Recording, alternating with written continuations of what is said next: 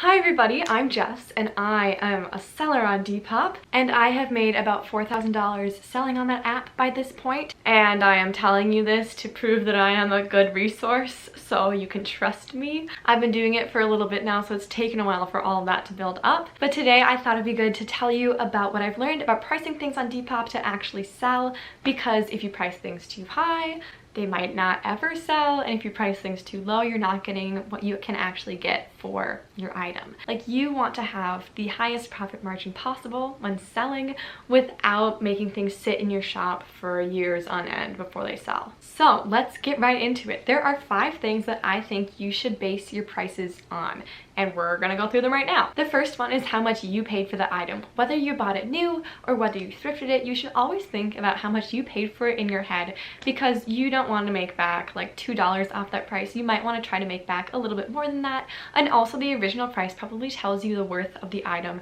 because if it's from a different brand or from a high quality store or made of high quality fabric like silk or wool or cashmere or leather or fur, any of that kind of stuff, it's probably gonna be worth more. So keeping in mind the price that you bought things for is really important. The second thing to look for is how good of condition the item is in.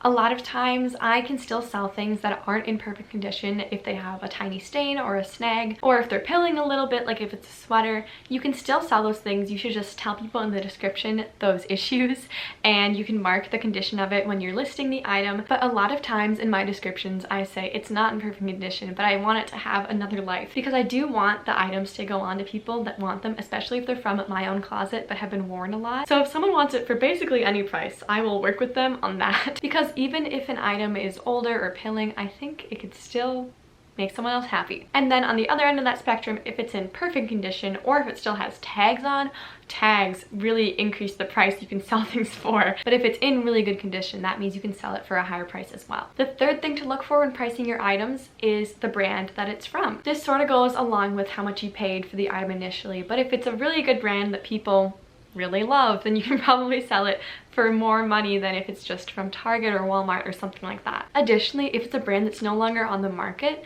like Topshop for example, a lot of people are really interested in those things because they can't get them as easily. Or if it's like back stock of a really popular brand, so if it's like vintage Nike things, then people really like that as well because they think it's cool and like unique because no one else has it anymore. And that leads me right into point number 4, which is to look at how unique the item is. So if you had a pair of orange flared corduroy high-waisted pants, those are so unique, and I would pay personally a lot of money for those because I really want some in my closet. But if you were just selling a plain black cropped t-shirt, people probably won't pay that much for it because they can get one of those for cheap on their own at H&M or any other store basically. So basics usually sell for less, and really unique, cool items that are one of a kind sell for more. And then the 5th thing to look for when pricing your item is to think about how new the item is. And there are sort of 2 parts for this. If you just bought something, you tried it on, you hate it, and you can't return it, then that is a good time to sell the item because it's brand new, it's still on trend, people are still gonna want it, and they're gonna want it for the slightly cheaper price that you set it at. And then the opposite end of the spectrum is that if something is from the 90s or earlier, it's considered vintage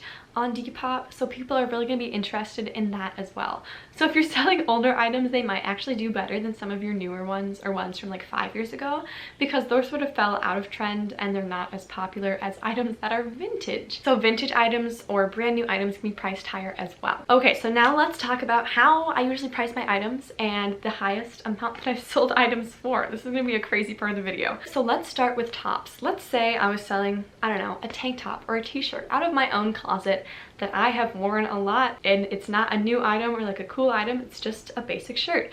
I would price these things from $2 to $6 because they're really not worth that much if it's just like a summery tank top from like a regular brand and I've worn it before. And if you have the buyers pay for shipping, if you're not paying for shipping yourself, then you basically get all of that in profit. So if you sell something for $5, you get like $4.80, which isn't so bad. Depop doesn't have very high fees like a lot of the other reselling platforms. And then the most that I have sold just a plain shirt for, I'll show you right here. It was like a vintage beach vacation shirt and I sold that for $20. And that was new with tags. So even if you have like a cool shirt, shirts, just t-shirts and tank tops usually sell sell for less than other items because, I don't know, they're really common. A lot of people have a ton of shirts in their closets. So try not to price your shirts all that high because they probably won't sell if you price them for over $20 unless it's brand new and really cute. Moving on to sweaters. In general, I would say to price your sweaters between $10 and $25. This is a safe range if it's a nice sweater and it's really cute and you like it. The most that I have ever sold a sweater for is for $40, and this one sold for that much because it had puffy sleeves and it was cropped, which were both trends at the time. It's cool colors, it's maroon, and also it's from the brand Free People. So those sweaters are originally over $100, so selling it for $40 is a good deal for a lot of people if it's in good condition. As for dresses, I would say the right price for these is between $5 and $30. The most that I have sold a dress for on Depop is for $35, and it was from Zara and had a crochet top. And it was just a really cool, unique piece, and I think that that's why it sold for so much, and because Zara is a really popular brand right now, so be sure to keep brands in mind, of course. And then I've sold a lot of dresses for like the $20 to $30 price range, because if I got them at like Nordstrom Rack, for example, and wore them a few times and then just didn't like them anymore, then those are really high quality dresses that I could resell to someone who would actually want them. I've also sold a lot of like my old school dance dresses that I'm never gonna wear for around like $30, because if a younger person is buying it who's like 16, you don't want to oversell them for like the $110 price point, and it's not like I'm gonna wear them again, but they're still really nice. So that is usually a good price for dresses. And then again, I have one on my page right now that's from H&M, and it's a bit worn, and it's just like a cotton summer dress, and I have it listed for like $2, and no one has bought it in like 6 months. So I don't know if that's ever gonna sell, even though it's priced so cheaply. Like it's like $2 or $3 and no one's bought it, so I might just end up donating that one. But again, just keep in mind how unique the dress is, how pretty it is, if it fits the trends that are happening at the moment, and if it's in good condition. Moving on to pants, I think that a solid price for pants on Depop is $20.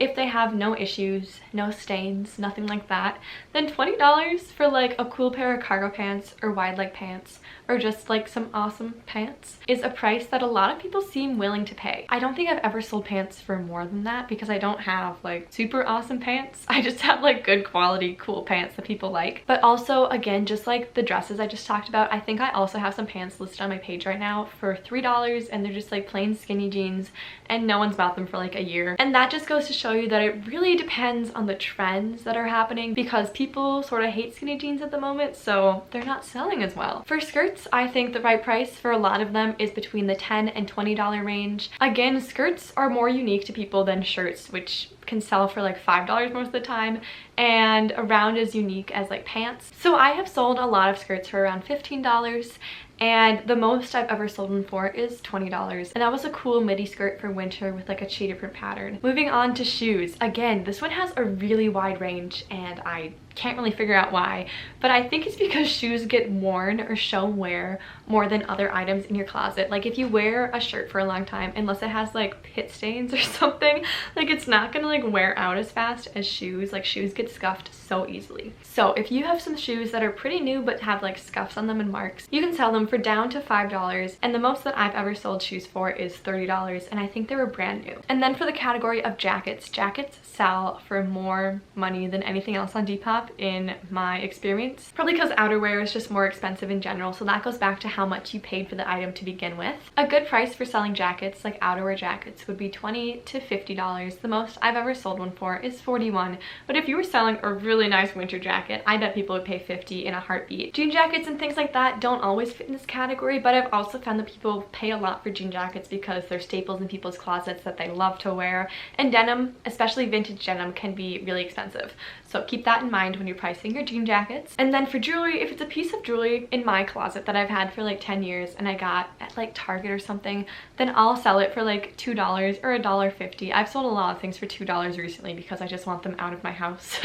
But I've sold jewelry up to $20 on Depop. But something cool to keep in mind is that if you're selling jewelry for like $2, like some old earrings or something that you should wash before you sell, for sure, clean them for the person, you can write in the description of the item that if they bundle them with a clothing item, you'll either throw them in for $1 or for free, or you'll do free shipping or something like that, because that actually helps you sell more things out of your closet, and then people get jewelry then as well, which is a really great deal for them, and it helps you sell more of your bigger, more expensive clothing items. So that brings us to the end of this video. I hope it answered some of your pricing questions. If you have more questions, I'd be happy to answer them. Or if you scroll down to the bottom of my Depop page, you can see the prices for all of the items that were sold. I kept all of them at the bottom, so you can just keep looking through, seeing if you have similar items and pricing them accordingly, because that's how much mine sold for. I think that that could be really helpful if you're really lost about price to set. So I hope you enjoyed this video, and I will see you guys next time.